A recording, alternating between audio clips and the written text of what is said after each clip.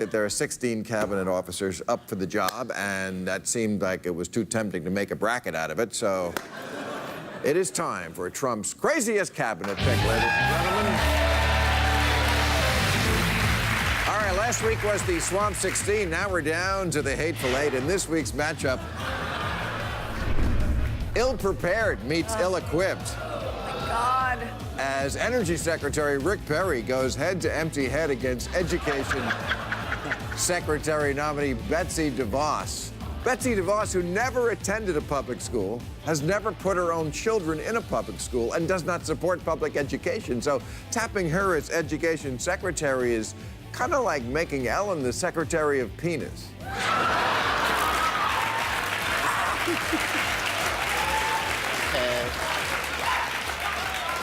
Betsy DeVos, clearly she's the worst person to be around school books since Lee Harvey Oswald, so... Oh, my. Jeez. No surprise her confirmation hearing didn't go all that well, especially when she said that guns may be necessary in some schools to protect kids from grizzly bears. An argument I've only heard once before made by a guy on mushrooms, and that guy was me.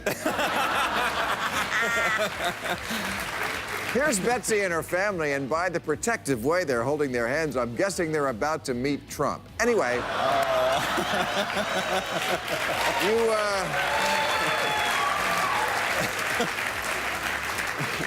you might think Dim Betsy had this thing sewn up, but not when you're going up against Rick Perry.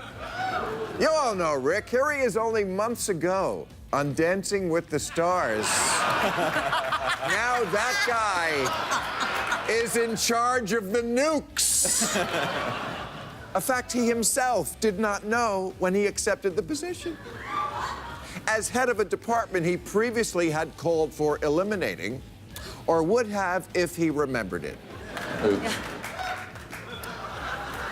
Really, he thought the Secretary of Energy was kind of a goodwill ambassador for the oil industry. In fact, his first question when he met energy officials was, how do you fit it into those little 5-hour bottles?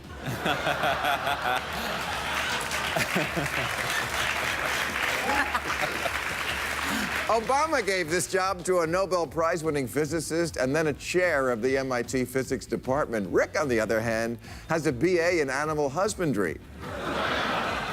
He may not know what a centrifuge is, but he can jerk off a horse. Okay, let's bring out John. He's ready.